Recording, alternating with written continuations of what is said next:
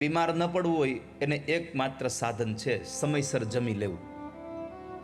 શતમ વિહાય ભોક્તવ્યમ. જે માણસ સમયસર પોતાનું આહાર લે છે, સમયસર પોતાની નિદ્રા લે છે, એ માણસને દવાખાને ઓછું જવું પડે. પણ આપણે શું છે, બરાબર બપોર વચ્ચે 1 વાગે જ મીટિંગ ગોઠવાય. સરોજબેન બરાબર છે ને? તરત જ કીધું કયો કે એમને. સવારમાં સૂર્ય ઉદય થાય એવા સમયે માણસ પેલું ભોજન કરી લે, મધ્યાંતરે બીજું ભોજન થાય. સાયન્સ પણ એમ કહે છે કે 2 મિલની વચ્ચે 8 કલાકનો ગેપ તો હોવો જોઈએ.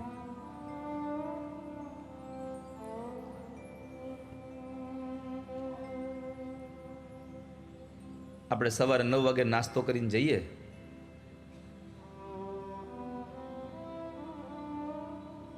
પછી આવવાનું નક્કી હોય નહીં.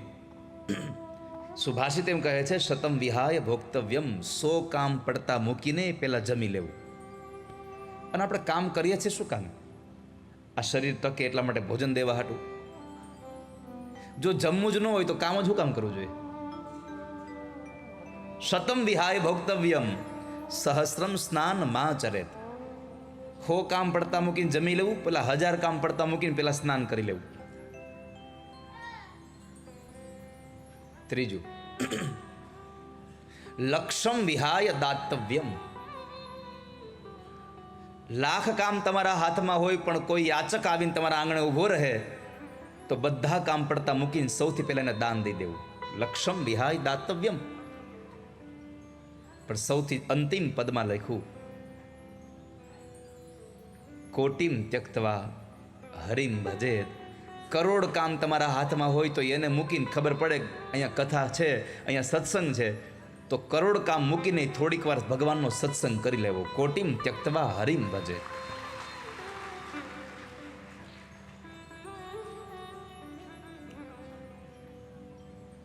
તો નંદ બાબાના ઘરે ઉત્સવ ઉજવાયો.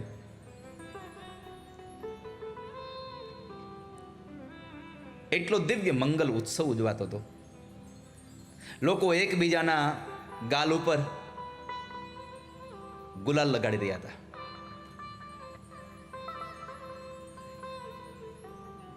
અને ધૂળેટી આવે ને ત્યારે અબીલ ગુલાલથી રમાય.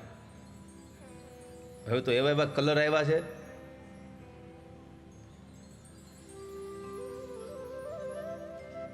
કેટલા દિવસ સુધી એને ઘસ્યા જ કરો તઈ જાય. અબીલ અને ગુલાલની જે હોળી છે, ધૂળેટી, એ દેવોની છે. અને આવા જેવા તેવા પદાર્થોથી જે રમે છે એ રાક્ષસોની ધૂળેટી છે. કેટલા ગંધારા પદાર્થો નાખે.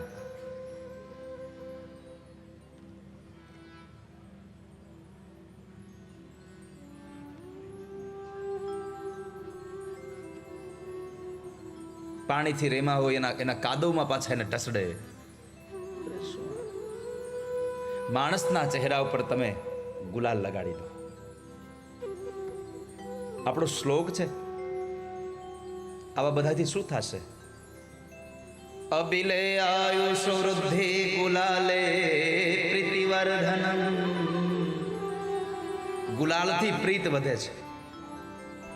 સિંદુરેણ સમાયુક્તમ. માણસ અબિલથી આયુષની વૃદ્ધિ થાય. માં યશોદાએ જ્યારે પૂતના આવી અને ભગવાને પૂતનાને મારી, પછી ભાગવતજીમાં લખ્યું છે કે માં યશોદાએ ભગવાનના અંગોમાં અબિલ લગાડ્યું છે. એક અંગમાં અબિલ લગાડીને ભગવાનની પ્રાર્થના કરી છે. કેમ? અબિલે આયુષ્ય વૃદ્ધિ ગુલાલે પ્રીતિવર્ધકમ. ગુલાલથી માણસમાં પ્રીત વધે છે.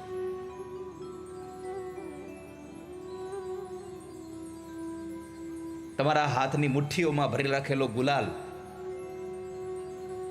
જો કોઈના ગાલ ઉપર લાગી જાય તો કેટલી આનંદ આવી જાય. ગમતાનો કરીએ ગુલાલ, ગમતાને ગુંજે ન ભરીએ. ગોંડલના કવિ મકરંદ દવે લખે છે, ગમતાનો કરીએ ગુલાલ, ગમતાને ગુંજે ન ભરીએ. તમને જે ગમે છે એને તમારી સુધી ન રાખો, બીજાને આપી દઈએ. ગુલાલ બીજાના મોઢા ઉપર લગાડવા માટે છે.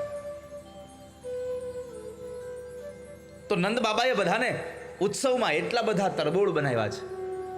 બધા લોકો આનંદને લૂંટી રહ્યા છે. કેમ? નંદનો અર્થ જે છે, જે બીજાને આનંદ આપે એ નંદ છે. યશોદાના નામનો અર્થ છે, જે બીજાને યશ આપે એ યશોદા છે.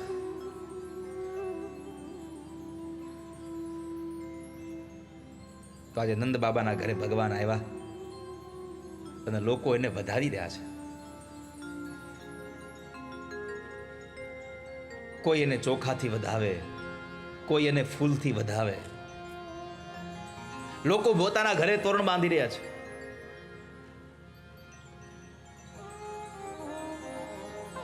અહીંયા આ પરિવારમાં કથા છે એટલે આ પરિવાર એના જ ઘરે તોરણ બાંધે એ સીમિત નથી.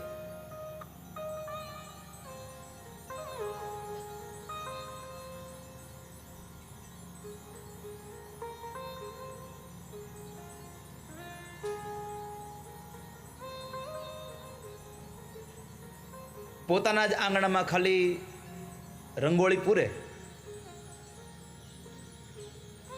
એટલાથી સીમિત ન હોવું જોઈએ. મેં ઘણી વાર કથાઓમાં કહ્યું છે કે આપણા ગામની અંદર જન્માષ્ટમી આવે ત્યારે ખાલી ગામનું મંદિર શણગારી એમ નહીં, ઘરે ઘરે તોરણ બંધાવા જોઈએ. આપણા ગામમાં કથા થઈ છે, ભલે ને આના યજમાન કનુભાઈનો પરિવાર રહ્યો, પણ હરખ આપણને એટલો હોવો જોઈએ કે આ 7 દિવસ આપણા ઘરે આપણે તોરણ બાંધીએ, આપણા આંગણામાં રંગોળી પૂરીએ, કદાચ ઠાકોરજી નીકળે ને આપણું આંગણું જોતા જાય.